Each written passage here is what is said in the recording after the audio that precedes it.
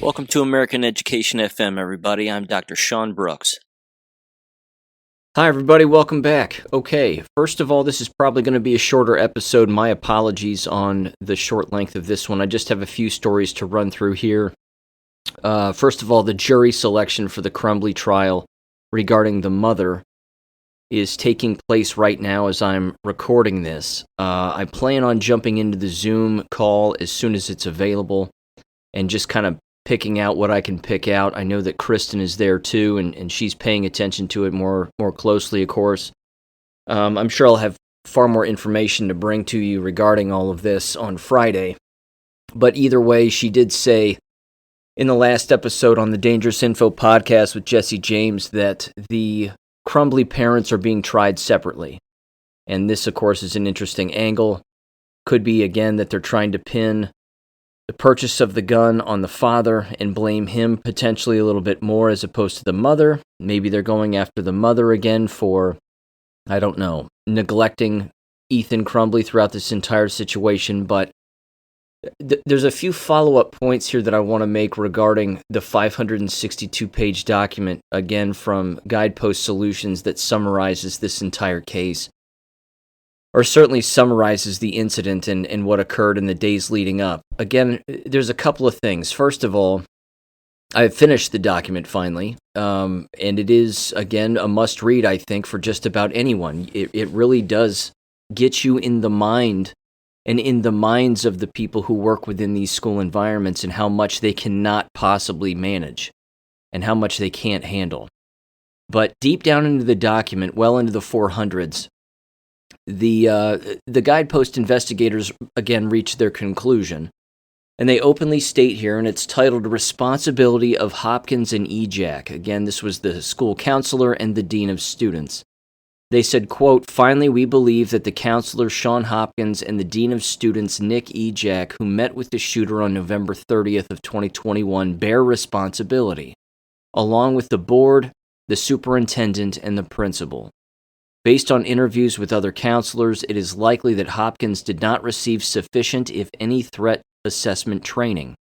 It does not appear that he was trained to report concerning conduct that might suggest a potential for violence to an administrator, and it does not appear that he was made aware of the threat assessment form 8400 F1, which guides threat assessment team members in conducting an evaluation, including inquiring about access to weapons," unquote. I agree with all of that. I would simply add Pamela Fine into the mix here, because the two individuals that were communicating the most between one another, that were, I would say, certainly school employees and district employees in the position where they could actually talk with Ethan directly, were Pamela Fine and Sean Hopkins. And unfortunately, again, Pamela Fine isn't necessary. I mean, she's mentioned throughout the document as also being responsible, but in this particular bullet point, they're simply saying that the last two people to talk with Ethan Crumbley bear the largest amount of responsibility. I think they all do. I don't think that can be divided up or fractioned out any particular way. Again, the very school teachers themselves made no effort to contact the parents to schedule a parent conference, and they themselves might say, well, that's not our responsibility, we're supposed to handle that through the counselor, and then it's ultimately the counselor's decision. That's wrong. That's completely false, and that would be a complete false justification of the entire situation. The American public has to understand that American school teachers bear the most responsibility in all of these situations. And unfortunately, many of them are inadequate when it comes to teaching their own subject, which means they're certainly not going to be adequate when it comes to noticing this kind of behavior, let alone following up with logical conclusions and logical solutions as to what needs to happen with a child like this. So I wanted to make mention of that. The other thing, too, is that in the 570 some odd page report, the Guidepost Solutions report, they don't blame the ALICE training for anything. In fact, they openly state that the ALICE training worked the best that it could. There are a couple of slight improvements that could be made, but the ALICE training did exactly what is intended to actually occur. And while I agree with that, I agree with it for the sole purpose that the ALICE training, as I even said on the Dangerous Info podcast, is that it's not designed to save lives before a school shooting takes place. It's designed to minimize the loss of life after or during an actual shooting is occurring. That's the only reason it's there. Now, of course, what's interesting about this, and may cause some levels of confusion, is that the ALICE training also involves and gives, I should say, students the ability to run and flee. This right here again is where this entire ALICE training can cave in. And I could take this a number of different directions, but if you're locking some people down, and other people, of course, are out in the hallways or in the bathroom or in the gymnasium, or they're in a courtyard or in an atrium or wherever they are. Again, even if they're, say, for example, in an atrium of a building next to the front door or the entrance of said building, like a school building in this particular case, what is that child going to do? What is that student going to do? Are they going to hear gunshots, hear the ALICE lockdown, and then run outside of the building and run as far away from the building as humanly possible? Are they going to run into a classroom? Are they going to dive into the main office? Are they going to hide in a bathroom? I mean, where are they going to go and what are they going to do? And again, I'm not sure that that's up to the school to decide. I think that's why they've added and continue to emphasize the whole run, fight, or flight mentality in these kinds of situations, which again is beyond horrific because this isn't what the environment is supposed to be. But ultimately, I just believe that right there would create even more confusion, certainly when it comes to tracking down students and where students are and being responsible for them. The good part about, of course, fleeing these particular situations is that you're putting your own life in your own hands and you're doing whatever you can as a fleeing student or even a fleeing staff member in order to, again, save your own life and potentially save the lives of others. You would assume that, of course, that's what people would do. Again, the interesting part about that is that if they are they fleeing toward the shooter and not know it? Or are they fleeing away from them? And again, just sort of crossing their fingers and hoping that they're running in the opposite direction of where the gunfire is coming from. Again, do they feel compelled to run and help? Do they not feel compelled to run and help? This really is, one of those horrific situations that would test anybody's mettle, again, regarding what they could possibly handle or how they would react in a situation like this. The other thing, too, again, is the assistant principal, again, was openly mentioned throughout the document as being rather heroic in that, again, she ran toward the actual gunfire and attempted to help Tate, who was one of the students who lost his life and was, again, delivering CPR to him and staying with him, of course, as he passed away there in the hallway. But what was interesting, too, about that very specific situation, if I didn't mention it before, is that Ethan Crumbley walked past her as she was helping Tate after he had shot Tate. And she actually addressed Ethan Crumbley and talked to him as he was holding onto the gun and as, again, he was there, or at least he had it hidden in his sweatshirt or whatever it may have been. But either way, she became rather aware that Ethan was one of the individuals or the individual who had done the shooting. But again, attempted to talk to him and tell him that this wasn't the way or something along those lines. But there was an actual physical verbal interaction between Ethan Crumbley and her as she's leaning over Tate's body, which is a very difficult read within this document. But at the same time, she was also putting herself in harm's way, and she could have easily been killed and died right next to Tate as well. So there's too many scenarios in this. There's too many ifs. There's too many what have yous.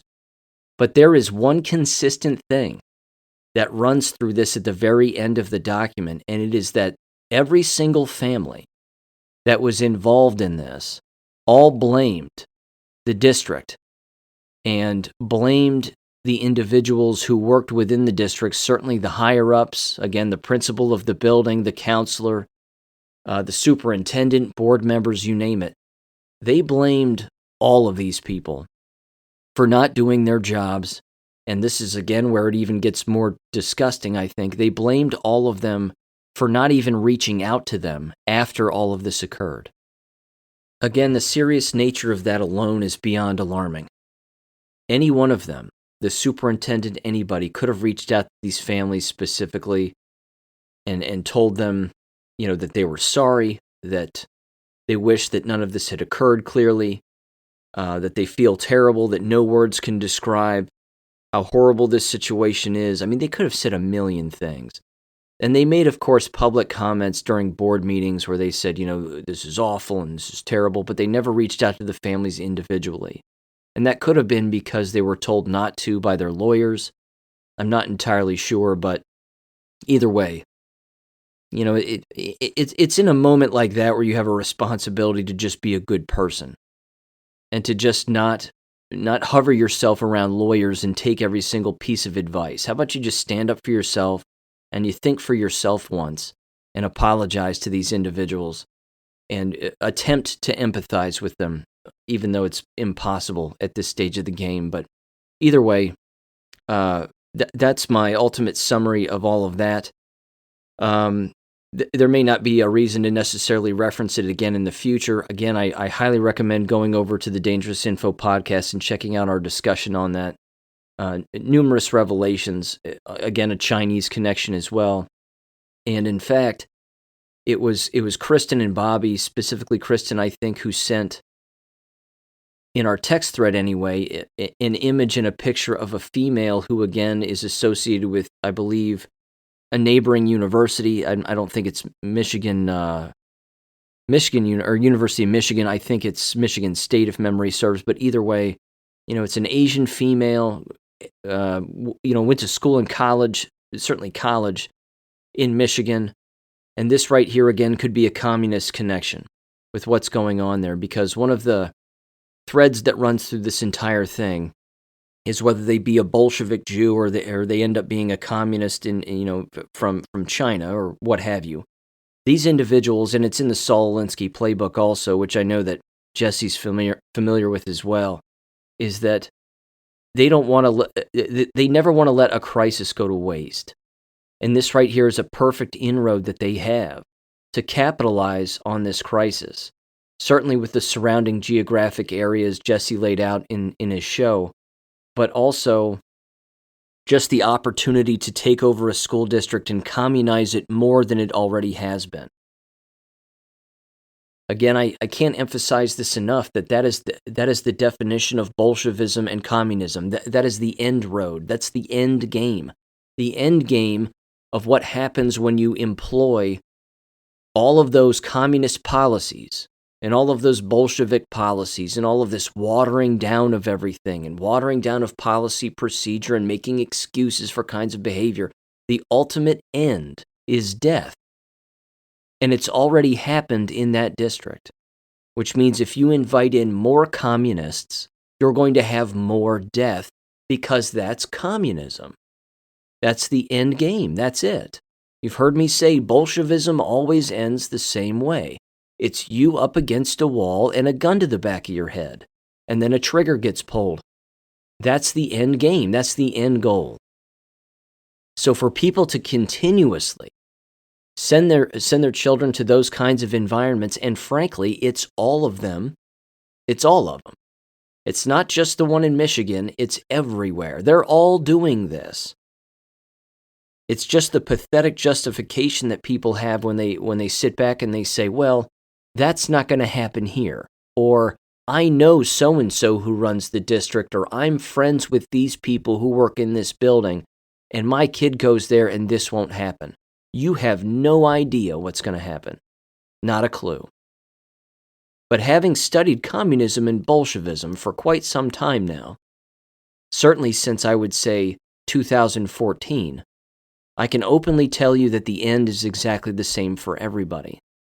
And it's happening. It's not just the technological tracking devices. It's not, the watered down policy. it is justifying violence within a school building and not getting rid of the riffraff and getting rid of the illegality permanently and then sending the message that we're done with all of this. That isn't going to happen in any of these environments anymore. The ship has sailed, the die has been cast. They're all headed in this communistic direction further than they already are. And there's no coming back from it because they can't. Again, even if you got a majority on a school board, for example, as you've heard me run through this scenario before, you fire the superintendent, you fire the treasurer, you take a wrecking ball to the district office. The next move, of course, which is an even harder move to make, is you end up getting rid of all of the technology. You get rid of the Google Docs, you get rid of the wireless laptops, the Google Classrooms of the world. You get rid of all of this stuff. It can be done, but you're going to have to cancel contracts. And you're going to have to get your lawyers involved to cancel these contracts. But unfortunately, so many people are brainwashed in these environments that it's become as ubiquitous as putting on your underwear. I mean, it's that common, which means if you don't have it on and you don't utilize these kinds of ubiquitous technologies, everybody's going to look at you like something is wrong with you, including the parents. The parents in these environments are going to start turning their metaphorical guns, so to speak, on the employees and the district officials and the school board itself, even when the school board openly shows these parents that this is a national security threat. That's how far gone these parents are. They're so brainwashed that, again, they will defend their own enslavement and the enslavement of their own children. Well, I want my kid to be competent, and I want my kid to have access to this technology because they need it. And they need to be prepared for the workforce and blah, blah, blah. And they're going to come up with all these excuses. And it's all garbage. It's all part of the giant brainwashing scheme. That you need them to be successful. That you need all their toys and shiny objects in order to succeed in the future. All of that couldn't be further from the truth. It's absolutely ridiculous. So that's kind of my 2 cents on the whole thing. Again, let me get into this recent news article from NBC. Again, you got to take it with a grain of salt because, well, more than a grain. Take it with a whole truckload of salt because this NBC article is terrible, as you would expect. And immediately, of course, goes after the parents and blames them, without really, again, highlighting the unusual nature of this entire trial in such a situation. But this was from the other day, and it's titled, "The Parents of a School Shooter Are Heading to Trial. The Rare Case could pit them against each other." It says James and Jennifer Crumbley face 4 counts of involuntary manslaughter, each after their son Ethan killed 4 students at Oxford High School in 2021. A little ways down the article, it says, quote, "Defendants requesting separate trials for a related crime is not uncommon and can be a part of a larger strategy," said Jeffrey Swartz, every single time, a former county judge in Florida and professor at the Cooley Law School in Michigan and Florida. Quote, "The Crumbleys are not going to contest that their son was guilty," Swartz said. Quote, if I'm projecting in this particular case, each parent is going to point the finger at each other. Which one knew about Ethan's problems, or who was responsible for hiding and securing the gun. Holding 2 trials at different times could also benefit whoever goes second, as it gives their defense lawyer a chance to reassess what happened in the first trial and what may or may not have played to the jury, Swartz added. A gag order imposed by Oakland County Circuit Judge Cheryl Matthews in 2022 bars both county prosecutors and the separate lawyers for the Crumbleys from speaking publicly. The involuntary manslaughter charges hinges on the prosecution convincing a jury that each parent played a role in the deaths and that they were the result of unlawful negligence, although neither parent intended for people to die. Again, that's the manslaughter stuff here. It says if found guilty, the Crumbleys could each face up to 15 years in prison and a $7,500 fine per charge. It's not unheard of for a parent to be held liable for gun violence perpetrated by their child. In December, a Virginia mother was sentenced to 2 years in prison for felony child neglect after her 6-year-old obtained her firearm and shot his teacher during class. Of course, I brought that up. I was unaware that the mother had been sentenced to 2 years in prison for that 6-year-old. But that's different, is it not? I mean, isn't that slightly different? Ethan had shot the gun, knew how to load the gun. He was well aware of what he was doing. He was drawing pictures of the gun. The question will come down to, again, did the parents know that he was drawing all of this? Did they have access to his journal, his personal diary / journal that he was writing in, and so on and so on? So again, purchasing a gun's not illegal. Shooting a gun with your child isn't illegal. It's a hobby for many individuals, and this is just the way that it is. But again, I think that, and I sure hope, that both defense lawyers or the parents go after the school and go after the school employees. Because again, why these individuals would have so-called immunity as a result of working for the school district is beyond me. Of course, what I'm certain will happen too is that throughout both of the parents' trials, they'll bring in psychologists and they'll evaluate, because they probably already have evaluated the parents themselves and they have testimony from the parents themselves having potentially talked with the psychologist already, not to mention the individual who was the psychologist after the shooting regarding Ethan Crumbley. I think her last name is Miller, a female if memory serves, but they too again evaluated him and took statements from him as well. I'm sure again all of that's going to come out in this trial, so I don't know. It's remarkably interesting. I find this fascinating, but I'm telling you what, it really does seem like this is purposefully designed to, again, I think it's rather obvious, take attention away from the school district itself and the policies and procedures and the overwhelming nature of that entire environment, which again is not safe. I said it in the Substacks, I've said it on the show, I'm going to say it again. Sending your children to these environments is a national security threat for the nation and for you as a family. It just is. That's my 2 cents. I can't believe people are still doing it. It's getting more and more communistic and Bolshevistic by the day. That's not going away. Again, COVID was the Trojan horse, as you heard Vanessa Hurst say on this show years ago. She was right. She was 100% right. This was their green flag go to bring in more foreign influence than what already existed. You already had the Zuckerbergs and the Bill and Melinda Gates Foundation and the Qatar and the UAE organizations, and you name it. You already had the UN and UNESCO and all the rest of them. I mean, you can pick any of these organizations. They were already there. But all COVID did was create a manufactured crisis in order to sell the so-called solution to all of these districts nationwide, and they all took it, didn't they? Because they all took the free CARES Act cash and the ESSER money. They took all the new games, gimmicks, and nonsense, and they actually got people to wear masks, lock down children, contact trace them. Remember all that too? The contact tracing. Pull the kid aside and say, who have you been around? What have you done? Who have you talked with? Now you're going home to your parents. Who have your parents talked to? It doesn't get more Bolshevistic than that. They trained them all. And they got them to all do it under the guise of, we need to be safe and we need to be protected from this invisible thing that doesn't exist. It's nuts. The red flags are everywhere. I don't know what else to say. So I'm going to leave it there, but there you go. That's the Crumbley case as it stands. In fact, like I said, Kristen's there, if memory serves, here in the courtroom itself, and she says the following here as I'm recording this.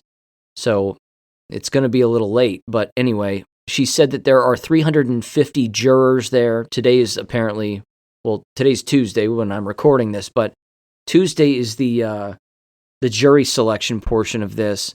She says there are 350 jurors there, 1,000 of them are on backup, and the prosecution has apparently 7 lawyers on their entire team. So, there you go. They got to do whatever they can to make this stick. And they're going to do whatever they have to do to try to make this stick. And I think it's disgusting, frankly. I think it's gross. Because again, the war is not just on the Crumbley parents, it's on you too. It's on me also. It's on anybody who is a gun owner. And then again, if they turn around and their child steals their gun or takes their gun or whatever, well, this is going to set the stage for potential locking your guns in your house all of the time if you have minors around or if you have minors visiting. And then again, if something else happens, well, you can't, you have to keep your gun in a specified kind of place in order to not be prosecuted if something were to take place. It's just such a slippery slope, but there you go. All right. Few more education-related stories here, and then one quick little jab story. And then I'll cut loose here. Let's see. First of all, our educator who works at a university in Virginia, I'm looking forward to having them on sometime here, hopefully in the near future. But they sent me this story, and it's a rather interesting admission from the Wall Street Journal. Of course, we don't like the Wall Street Journal for a variety of reasons. But either way, back in the day, I suppose they were a little more conservative to some extent. But it says the following here: why Americans have lost faith in the value of college. It says 3 generations of college for all, quote unquote, in the United States has left most families looking for alternatives. They make a rather interesting admission here in the second paragraph. It says, quote, in the past decade, the percentage of Americans who expressed a lot of confidence in higher education fell from 57 to 36%, according to Gallup. A decline in undergraduate enrollment since 2011 has translated into 3 million fewer students on campus. Nearly half of parents say they would prefer not to send their children to a 4-year college after high school, even if there were no obstacles, financial or otherwise. 2/3 of high school students think they will be just fine without a college degree. I love this. I love it. It just warms me. It's like a warm blanket on a cold day. That is excellent news. It's the endless stories and the endless horrific examples, again, of sending your child off to college and then they come back a completely different person. It just turns out to be a massive fork in the road in their lives. And instead of going this way, they go that way. And they end up, again, furthering their belief in things that are not real. And that, again, is its own slippery slope, and that's putting it mildly. But here's what it also says. It says the pandemic, it doesn't even put it in quotes, it should, because it didn't happen, drove home a sobering realization for a lot of middle-class American families that, quote, college for all is broken for most. Says Arthur Levine, President Emeritus of Columbia Teachers College and author of The Great Upheaval, Higher Education's Past, Present, and Uncertain Future, compares this moment in post-secondary education to the seismic change that followed the Industrial Revolution. That 19th century wave of disruption washed over schools designed to meet the needs of the sectarian, agricultural society and transformed higher education into a sprawling system of community colleges, land-grant universities, and graduate schools. The dilemma faced by today's high school students is that while a similarly massive economic disruption has arrived, new educational alternatives have not. It says, quote, whatever comes next, Levine says of Generation Z, it's not going to come soon enough for them. Well, I'd take it a step further, and I would say again, as I've made this comparison before, this is the trash compactor scene in Star Wars. It's the same thing metaphorically, but instead of the walls coming in from the left and the right, they're coming in from the top and the bottom. There's no escaping this. If the left and the right paradigm doesn't crush the individuals and the human beings within, the top and bottom will get them too. And then they'll be caught up in the gears, and then before you know it, even if they're still in there, they're unproductive. They can't move around, and there's nothing that they can do. This has, again, everything to do with communism. This has everything to do with Marxism, Bolshevism, and the Jewish influence that is the foundation of the Prussian education system and the Frankfurt School that made its way over here in the late 1800s, early 1900s, if not sooner than that. It's not an accident. But again, to just say, well, the degrees that they're getting in college are not as productive when it comes to the workforce and blah, blah, blah. The fact is that because these environments are as overwhelmed as they are, they're graduating students from high school that can't read, write, or comprehend. They can't type. They don't know digital literacy. They don't know how to search for accurate information on the internet. They don't even know how deep the internet goes. Take this very app that I'm reading this from, for example. The Apple News app is so poisonous as an application that when you open it on a computer, here's what you're fed as suggested by Siri regarding your news outlets of viable information. You have the Wall Street Journal, NBC News, Daily Mail, Forbes, National Review, New York Magazine, New York Post, Newsweek, and Vox. These are the ones that are already pre-programmed into this app. And then, of course, if you actually start going through all of the news articles that exist, they're all the stuff that you would see on the, next to a conveyor belt at a grocery store. All of those magazines exist on here also. Sports, entertainment, newspapers, money and business, style and beauty, food, travel. This entire application, this Apple News app, again, is beyond poisonous. But again, if somebody opens this up on their phone and they're a youngster, they're going to go, well, it's on this app. I mean, all the news places are right here. They have no idea that BitChute is an actual thing, that's a video streaming platform, that Rumble is a video streaming platform, that this is where you're more likely to find the truth. And it goes even deeper than what those particular outlets offer also. So it's gatekeeping 101 at every, at every possible stop that you can make when it comes to technology. The problem is the instruction is lacking because you don't have competent people delivering the instruction. And if these individuals, again, are paying hundreds of thousands of dollars to attend these universities, and the person they're paying to do the instruction doesn't know what the hell they're talking about, the person is screwed if they're not a free thinker. And if they're not spending an entire day on a computer trying to find the truth. That's also, again, why I'm an advocate for online learning.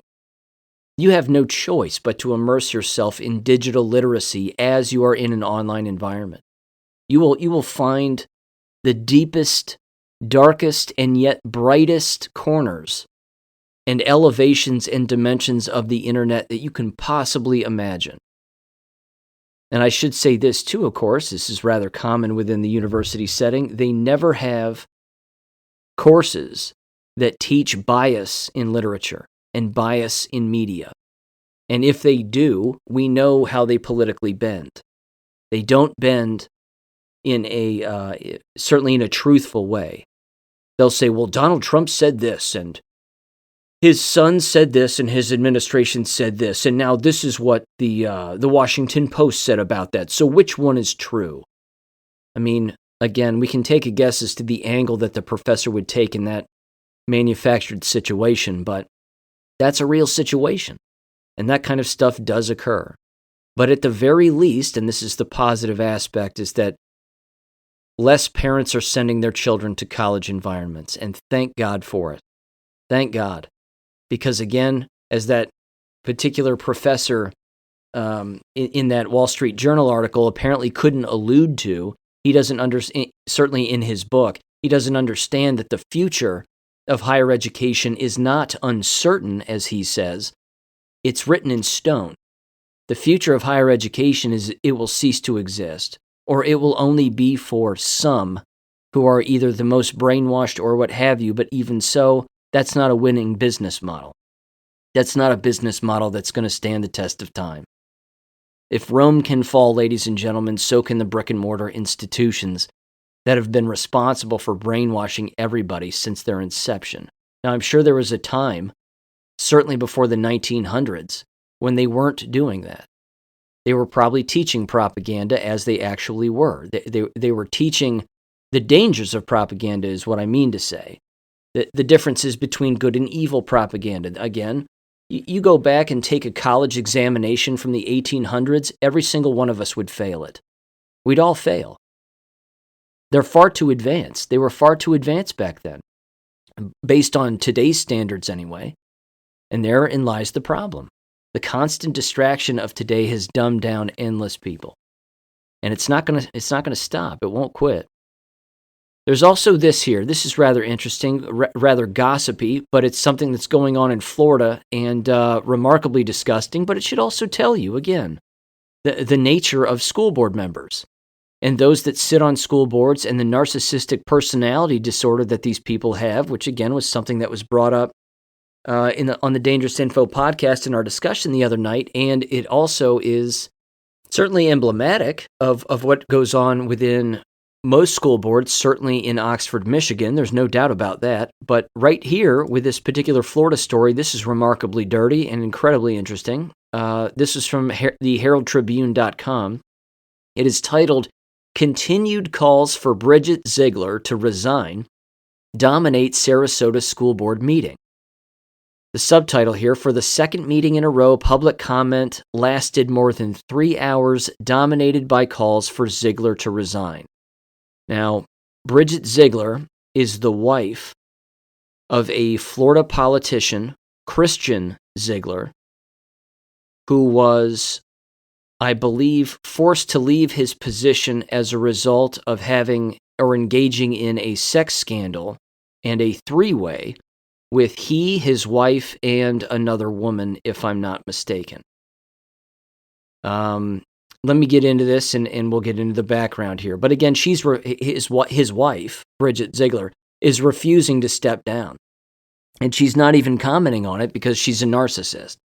So when the public is yelling at her and telling her to resign, she's saying, well, I'm just here. I'm not going to speak to any of that, but I'm just here to protect the students and care about the advancement of this school district and blah, blah, blah.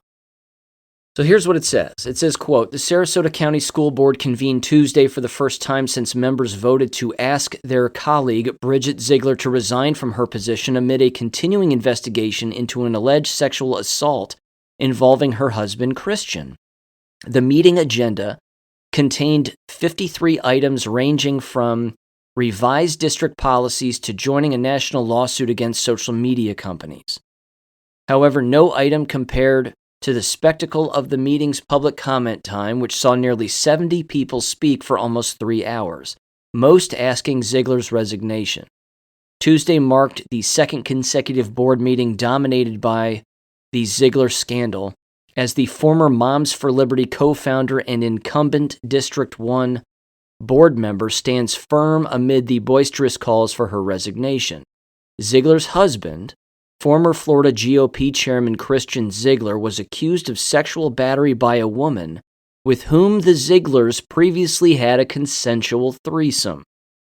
Christian Ziegler was removed from his position as the head of the Republican Party of Florida in a one-sided vote on January 8th. Public commenters at Tuesday's meeting and in December cited perceived hypocrisy in Bridget Ziegler telling law enforcement that she had a sexual relationship with a woman, given her support for legislation such as the Parental Rights in Education Act, dubbed the Don't Say Gay law, by critics. Ziegler has also posted anti-transgender social media posts. Well, that doesn't matter. The fact is that she's careless. And that's putting it mildly. But she's careless. And she doesn't belong there. She should resign.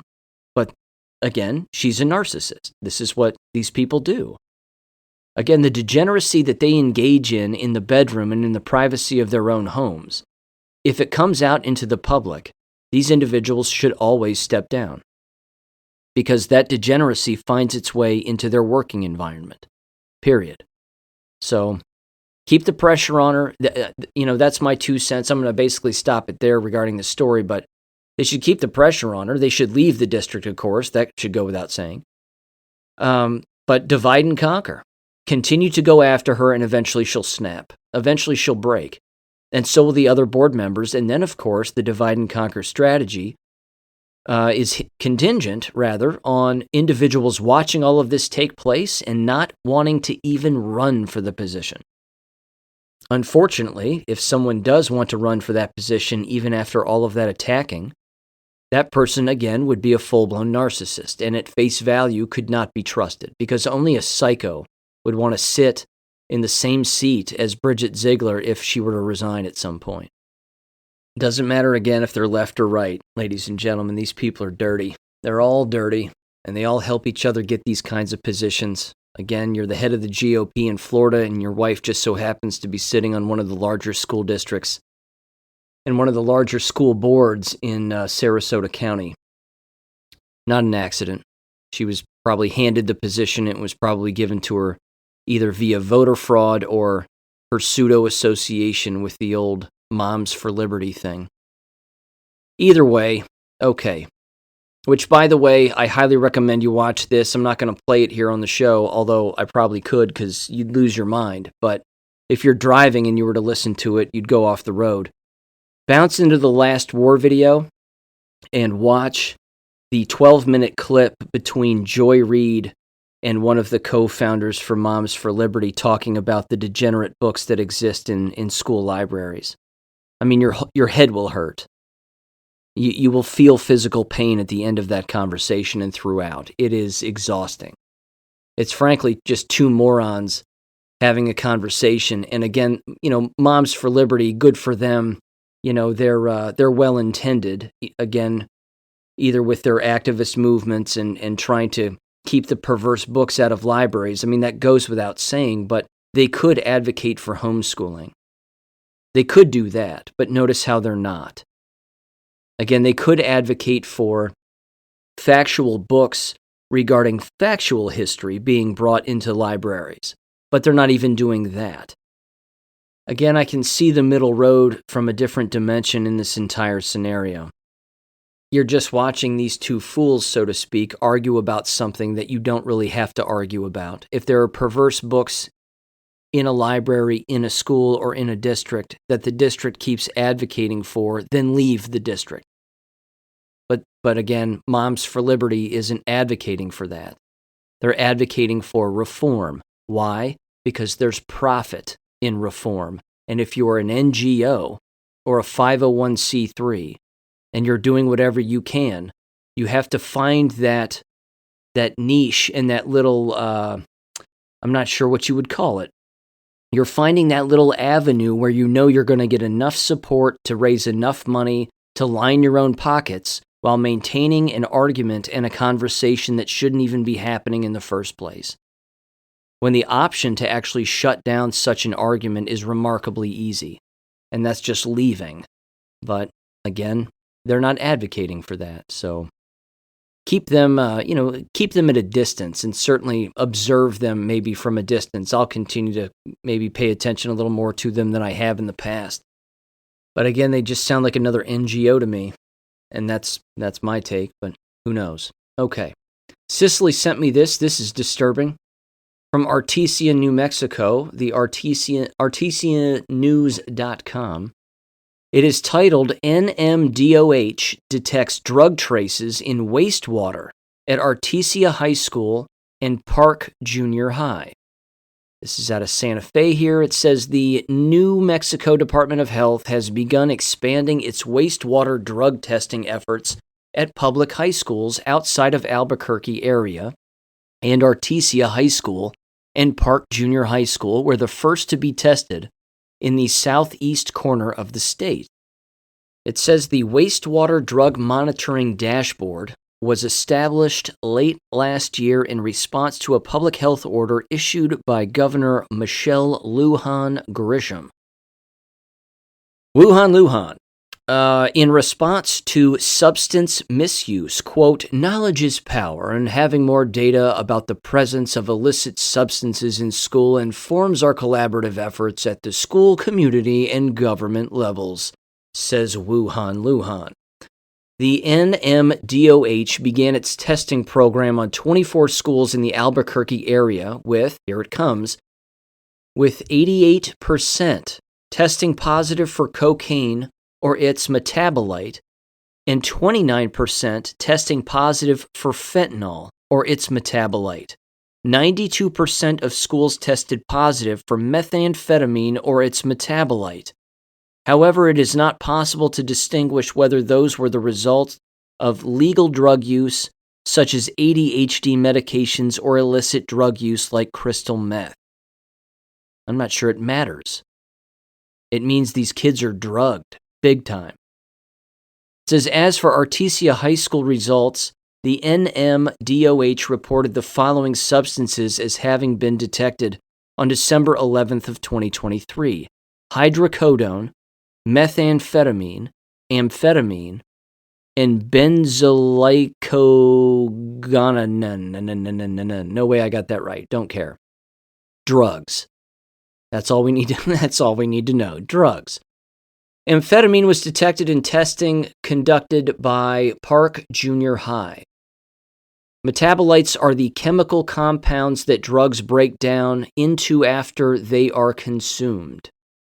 The human body metabolizes some of the drugs included in this effort very quickly, making them difficult to detect in wastewater unless they are flushed directly or consumed within a short period of time. Measuring both drugs and their metabolites provides additional evidence as to whether a drug has been consumed. It says results do not indicate how many individuals use drugs, the quantity of drugs consumed, where drugs were consumed, i.e. on or off school property, or whether the drugs were used by students, staff, or visitors. Well, let's assume it's everybody. It says schools where drugs were not detected could still have drug use within them and within the campus community that were consumed on another day when testing did not occur. It says, quote, we know with the passage of the marijuana law, unfortunately there will be drugs in our schools, say Artesia Public Schools Superintendent Darian Jaramillo. Said Wednesday afternoon, quote, I am struggling with the variables of this test. At times, the custodians put cleaning chemicals down the drains. So does that alter the results of the tests? ? I don't know. He continued and said, quote, but I don't negate the fact that this study just sheds some light on this matter and can contribute to raising awareness and fostering a dialogue within our community. It's crucial to understand the extent of the problem, its root cause, and potential solutions that can help create a safer and healthier environment for our students in Artesia. Unquote. It says elsewhere in the southern and eastern portions of the state, the NMDOH has conducted testing at several Las Cruces schools, including Oregon Mountain, where amphetamine, cocaine, and benzo were detected, Mayfield, where amphetamine was detected, Centennial, where no drugs were detected, and Las Cruces High, where meth, amphetamine, cocaine, and benzo were detected. Well, I don't think we're talking about custodial cleaning materials now, are we? I mean, if that were true, then they'd all test positive. So there goes the superintendent's theory, right out the window. You're talking about kids on drugs. You're talking about staff members on drugs. And I showed this chart, by the way, rather interesting, in the last war video, if memory serves. The most amount of antidepressants that are used in our population are among white women of all ages, with the highest percentage being among white women who are 45 years and older. So, look at your staff members and how many of your staff members are on antidepressants. Yikes. It says at Perales High School, oxycodone, meth, amphetamine, cocaine, and benzo were detected, and those same drugs were detected in Floyd. Clovis High tested for benzo, amphetamine, meth, hydrocodone, oxycodone, and oxymorphine, and Texaco for hydromorphine, meth, amphetamine, and benzo. Jesus. These kids and staff members are loaded and peeing it out of them. This is nuts. Just nuts. Do you need another reason, ladies and gentlemen? Do you need another reason to leave? The wastewater's filled with drugs because the people urinating are filled with drugs. Yikes. Okay. Let me read this to you. A little more workplace DEI if you're interested. A listener of the show who I've brought up before, who will go unnamed for the meantime, they know who they are, and thank you for sending it. They said this. They said, some DEI questionnaires from my brother's job in case you wanted to throw up in your breakfast. And here's a screenshot that apparently their brother sent them. And again, this is turning into, well, it is remarkably typical now within most working environments. And it certainly is, of course, at the university level and within, I'm sure, K-12 levels as well. But this is interesting. This, of course, is neither of those environments. But it says the following here at the top of this questionnaire. Again, it's just one quick screenshot. It says, now as you consider the working environment at ACA/NY, Life Plan CCONY, how inclusive an environment do you think it is for each of the following people? This is on a scale of 0 to 10, with 0 being threatening and 10 being considered fully inclusive. So again, as you consider the working environment, how inclusive an environment do you think it is for each of the following people? And it wants you to rate women, men, white people, people of color, and transgender people. On a scale, again, of everything from threatening at 0 to 10 fully inclusive. And apparently 5 is labeled accepting but not welcoming. This is great. Oh, this is just hilarious. Who answers this honestly and expects to get the job? Who's going to do that? Who's going to be like, you know what?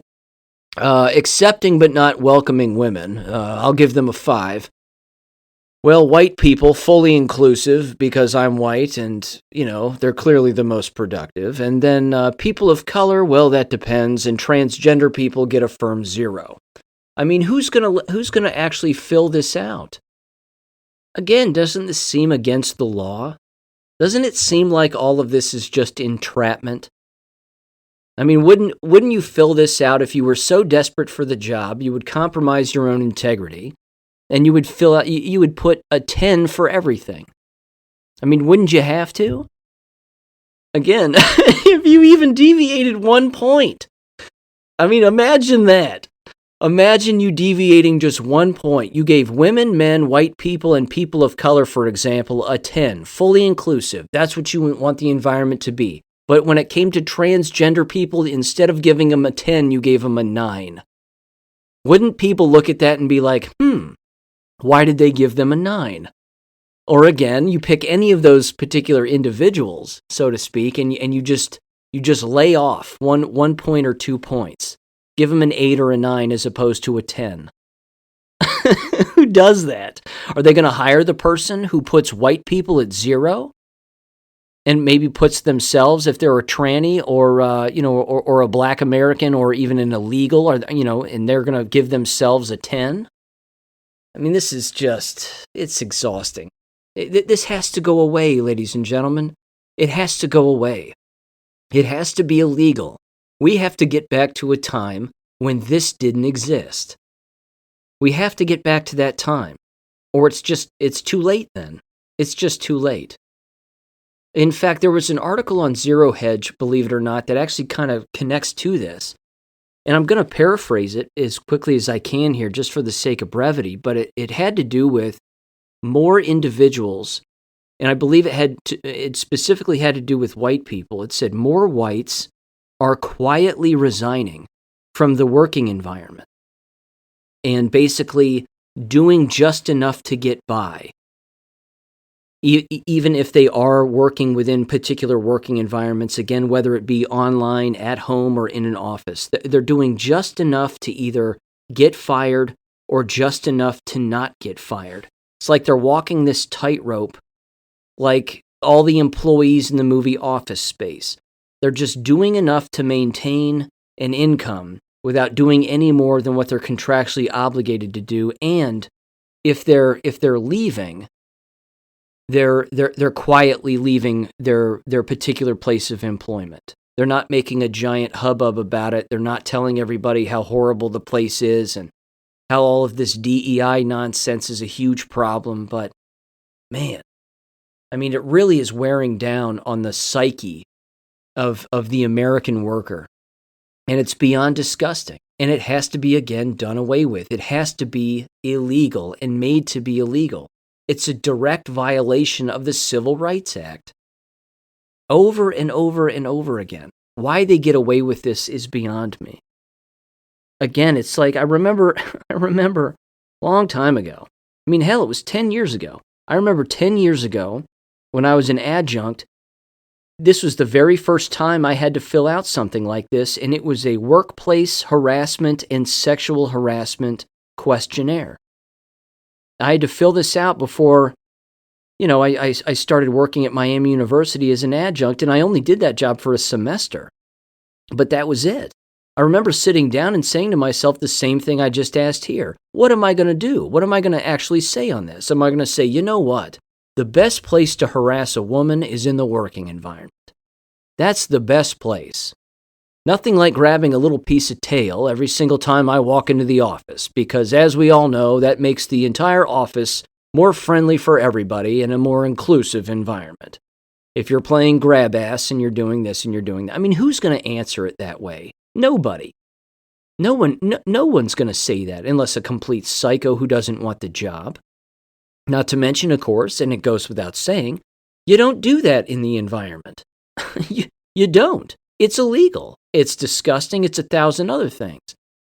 But again, why even have it? Why have it?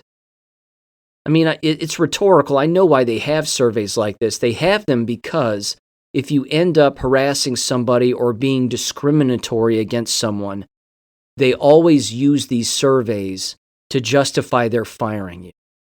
It's just another example of something that goes in your personnel file that they can use against you in the future. That if your actions don't match up the way that you filled out these surveys, then they've got you. And that's it. That's the way that it goes. But man, the surveys are getting thicker and longer and more absurd. So much so, again, that they're singling out race and they're making more of a race war exist here. Again, the word racism doesn't exist. It's not real. It's completely fabricated. And again, it's been said a million times. You even see it on the sides of football fields now, particularly in the NFL.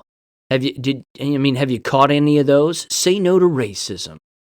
They have all these slogans now all over the place because perpetuating any kind of a race divide is a huge business model. I mean, it's a massive cash cow.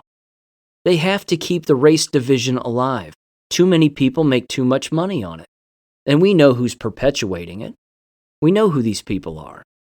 Just continues to be the case because, again, they're in it for the money. So there's that. Okay, quick little update here from Kim Carter. She's in the orientation phase, as she says, regarding home health visits and doing home health for individuals. And bless her heart, she's dropping red pills on the people that she's interacting with. She texted me this just the other day. She said, I just saw a 36-year-old man that had a heart attack and required open heart surgery and a bypass. No previous cardiac history. I said, jabbed, I'm sure. She said, yep. Then there was another one. She said, I had an older lady in her 60s that now has atrial fibrillation, I assume, that previously had no cardiac history, and I freaking shoved the red pill down both her and her husband's throat because both of them got all three of them. She said that they got 3 shots and they received I can't even believe I'm saying this.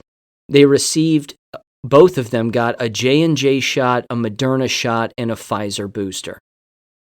Unbelievable.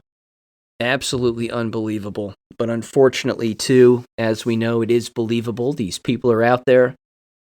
And that right there, again, that's the jab spectrum. It's another notch in the never-ending jab spectrum. Remarkable. You can't jab your way into good health.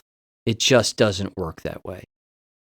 Well, it's stress-related. That's why I have this heart condition. It's just stress-related. Oh, it's stress-related, all right. Just not from the environment, per se, and your personal life or working environment. It's because of the things that you're injecting into your body. That's why. Amazing. Okay, I'll end with this. This is from the Kingston Report by Karen Kingston. This was from just the other day, too, January 22nd. She titled it, Pfizer's Immunity is Delusional. Pre-trial date ordered for Texas versus Pfizer lawsuit. Pfizer is being sued. This is not imaginary. Here's why Pfizer's immunity arguments are delusional, flawed, and why other states' victims and investors can sue Pfizer for defrauding them. Let's see, it said on January 5th of 2023, I predicted that the Texas judge, would essentially tell Pfizer to go pound sand if the big pharma giant tried to play the all crime is legal under the PrEP Act card.